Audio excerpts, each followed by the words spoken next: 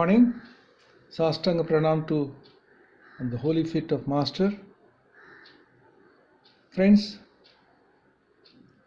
this morning we'll talk about a speech delivered by Swami Vivekananda during his second visit to America in the year 1900, which he delivered in Los Angeles, California.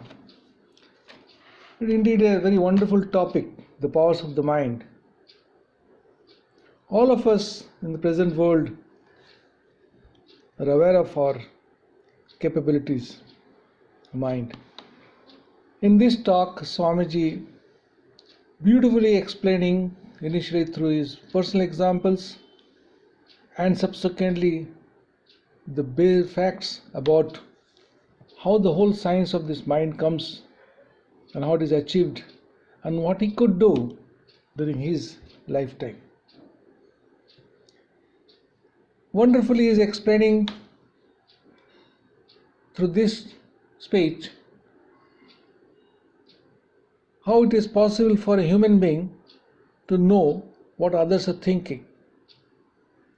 He personally experienced this along with his friends when he went to see a person and they wrote the questions and kept in the pocket. When they visited the person, he started telling them one by one what is written. Also, the gentleman wrote something in the paper and asked them to keep it inside the pocket. After an hour, he asked them questions. When Swamiji started telling, he found he has written already, this is a question you are going to ask after 1 hour. So the next example, he went to see the man again and he found that he is repeating the same. It's a wonderful experience from our perspective. The second example about this power of the mind he gives to a person who could take out everything, whether you want, whatever you demand. And he brought out fruits of different types and tell them to eat. People were hesitant, but when he started eating themselves, they also. Finally, the gentleman took out a bunch of fresh roses. So Swamiji is saying that he has seen this kind of things plenty of times during his wandering days in India, and also he has experienced it in America. Now the question comes, these are tricks, magic, what is that? This is not magic or trick. It is psychological power of a human mind. And he's saying the psychical powers were very much there in the Hindu. These are also governed by laws, just like any other physical phenomena happens through laws. And it is not a freak of nature that a man is born with such kind of powers. We all can study, we can practice, and we can acquire this. This is a science, we call it Raja Yoga. Thousands of people cultivate the study of this science, and whole nation became part of daily worship. The conclusion of all this is that all the extraordinary persons are in the mind of man. Once we have a psychical power, we can do wonder. What is this?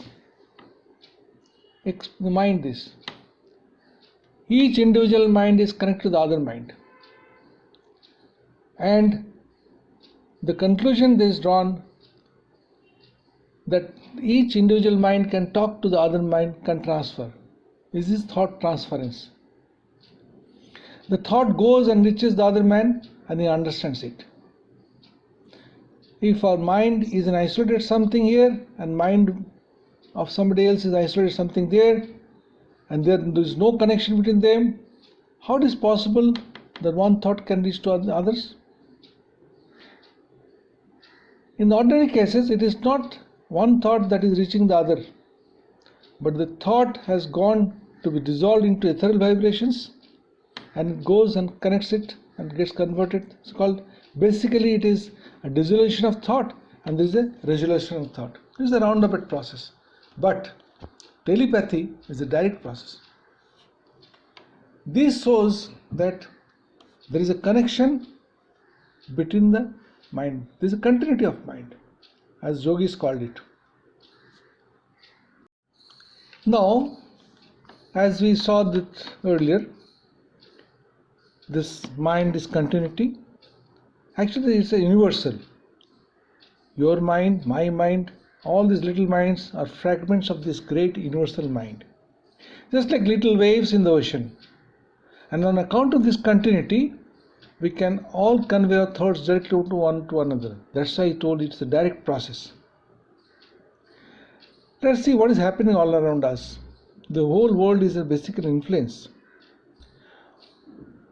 We have full of energies. Part of this energy goes into preservation of our bodies, our systems. The rest goes in influencing others. This is through our bodies, virtues, intellect, and our spirituality. All these are continuously influencing one another. And so conversely, we are being influenced by them, and this is going around all of us. Let's take an example. A man of a learned nature with a lot of degrees and qualifications, good orator, comes and gives a good talk, but he does not make any impression. Whereas a very different person comes, very unfragmented thought process,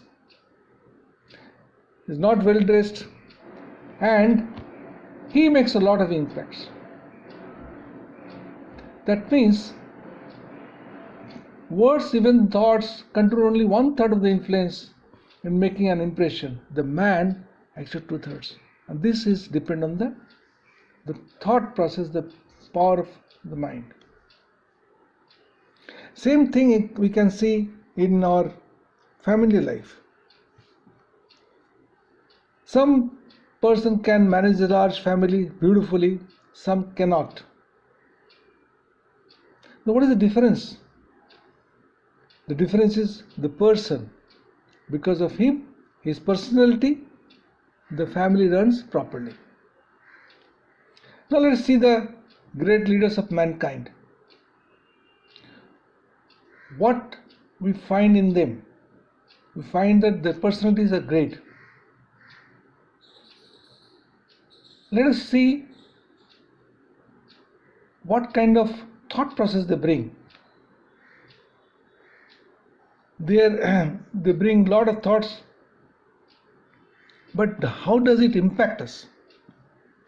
It may be great thoughts, but the personality is not there, it does not impact. So, the personality depends on the psychical power development of human being. The ideal of all education, all training must be the man making. That's what Swamiji is saying. But what is happening? We are always trying to polish up the outside. What is the polishing outside when you are not developing internally? So we have to develop internally. The idea, let us see the example of two different group of people. Great teachers of religion with the great philosophers. The great philosophers scarcely influenced anybody's inner man, and yet they wrote very marvelous books. Whereas on the other hand, the religious teachers, they moved the countries in their lifetime. Why it is so? The difference is made by the personality. In the philosopher, it is a faint personality that influences. In the great prophets, it is a tremendous. In the philosopher, they touch the intellect, whereas the great prophets, they touch the life. In first case, it is a simple chemical process, putting certain chemical ingredients together, which may gradually combine and make, under proper circumstances, bring out a flash of light, or may fail. In the second case, it is like a torch that goes round quickly, lighting others. This science of yoga claims that it has discovered the laws which develop this personality. This is a wonderful explanation Swamiji is giving. This is one of the great practical things. This is the secret of all education, and it has got a universal application. Whether it's a householder life of a poor, rich, business person, spiritual man, in everyone's life is a great thing, the strengthening of this personality. There are laws, very fine, which are behind these physical laws. That is to say, there are no such realities as a physical world, a mental world, a spiritual world. Whatever it is one. It is a kind of tapering experience Swamiji is saying. The thickest part is here, and the finest part is the other end. The thickest part is the body, and the finest part is the spirit. And he is nicely saying, the finest part is what we call spirit, the grossest the body.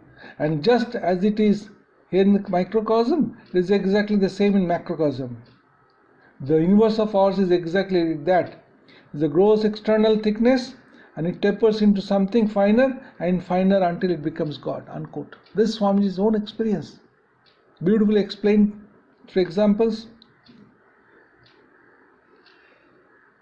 And we found also that the greatest power is lodged in fine, not in coarse things.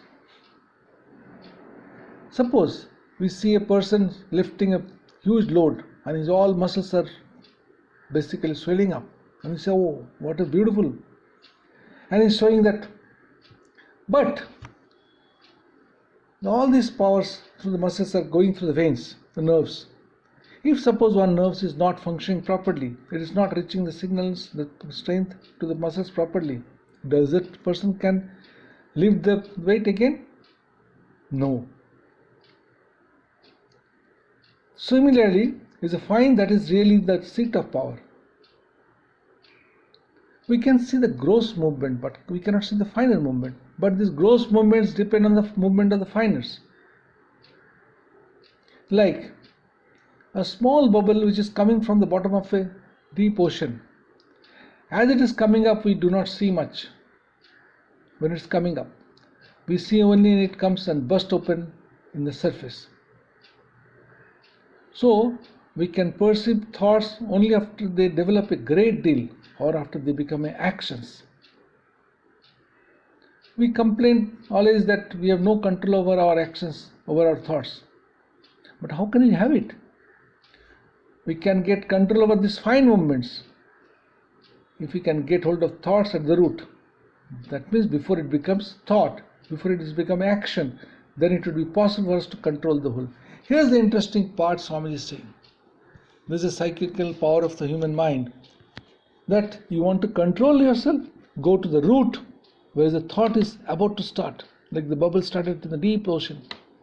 Before it bursts out and becomes a thought, becomes an action. Now, there is a method for this, which can analyze, investigate, understand, and finally grapple with these finer powers, the finer causes. Then alone it is possible to have control over ourselves. Yes, it is possible. And for that, purity and morality have been always the subject of religion. A pure, moral man has control of himself. Why? Because he can control the basic thoughts, psychical power. The reason? All minds are the same, different parts of one great mind, the universal mind.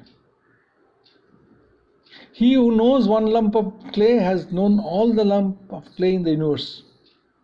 He who knows and controls his own mind knows the secret of every mind and his power over every mind. And that's why in the beginning, when Swamiji gives the example of a person telling what is in your mind, what is thinking, is the same. The reason is this.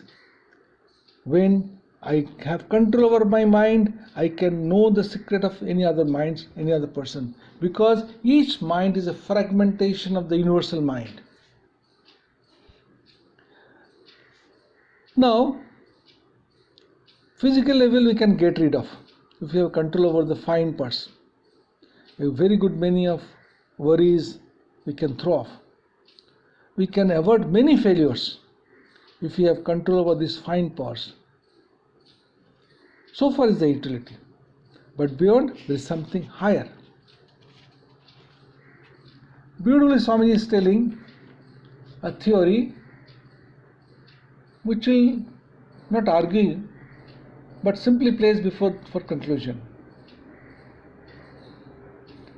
It is through childhood, given example through human mind being, and nicely is telling about it took thousands and thousands of years for a human person to grow to the stature what we are today, and that can be reflected through a single life if we can hasten up this process, go through this fast, and that's why we can add it faster. The utility of this science of psychical power of the mind, Raj Yoga, is to bring out the perfect man, and let us not wait for ages, just a plaything in the hands of physical world, like a log of driftwood carried from wave to wave and tossing about in the ocean. That's what Swamiji is saying. Let us do it in one lifetime. This science wants us to be strong, to take the work in our own hand instead of leaving it in the hands of nature and get beyond this little life. That is the great idea Swamiji is explaining. We all human beings is growing in power, happiness continuously.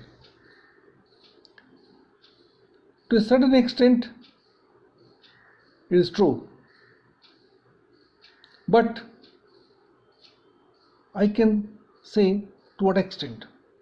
I can see few feet from where I am standing. Can I see 1,000 miles ahead of me? No. But these great people can see not only next room but thousands of miles. The question comes, can it be taught? Yes. If you are trained, within 3 weeks, Swamiji is saying it can learn. So the question comes, if these are all true, is there any limit for this? If a person can read what is happening in another person's mind, what is happening in another room, why not anywhere? Because we should not say we cannot. Though it's apparent through material science it is not possible, they should say no, because science, present day science, we think of collecting facts, we generalize upon them, deduce principles and state like truth, that is all. But if we begin by denying the facts, how can a science be? Swami is telling in another interesting part of this talk, there is no end to the power of a man which can be obtained. He is saying that peculiar to the Indian mind, when the Indian mind starts doing something, it gets absorbed in all things and really goes to the bottom of the truth. Many sciences have got their origin in India. That's what Swamiji is saying. The mathematics began here, like counting from 1 to 3 to 0. Whether it's the algebra or is it gravitation, which is known to Indians thousands years before Newton was born. So, look at this peculiarity. Certain period of Indian history, this one subject of man and his mind absorbed all their interest. That's why we could develop the psychical power. But slowly it is waving out. This is done through yoga, through the example which Swamiji is giving, how it is possible. Because in India we did lot of experimentation. Experimentation with sound, experimentation with smell, experimentation with color, beautifully. He is giving an example where he heard a story of Governor of Ceylon those days. He saw performance when his young girl was sitting on crossbars, and one by one those crossbars are removed from where she was sitting, and after a few minutes she was floating. The governor could not believe, so he took out a sword and swung through below the open space. How it is possible? It is possible. It is not a magic or something extraordinary. That is the peculiarity, Swamiji is saying. So, if this is true, it is temptation enough for the mind to exert its highest. But as we know, it is difficult to achieve.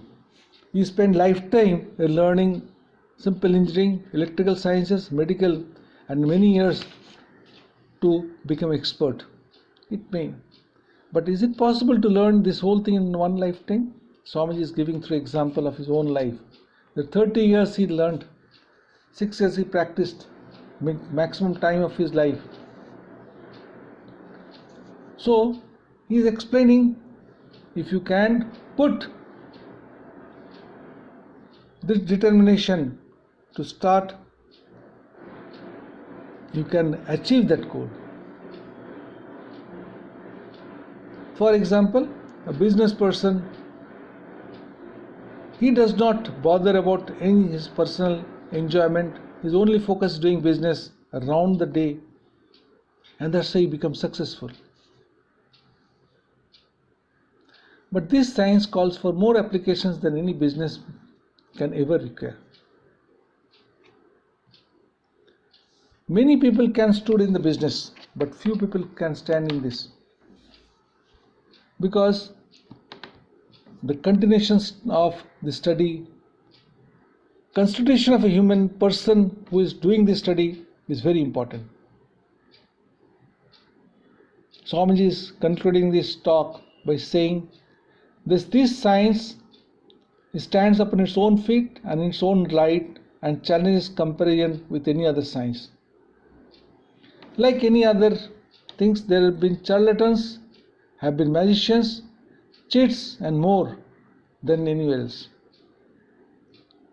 This, for some reason, same reason like profitable business, the greater the number of charlatans, cheats, but that is not the reason why the business should not be good. He is telling that anyone wants to learn this, he or she can learn it, who are determined to learn it. This is the powers of the mind. Hari Om. Thank you.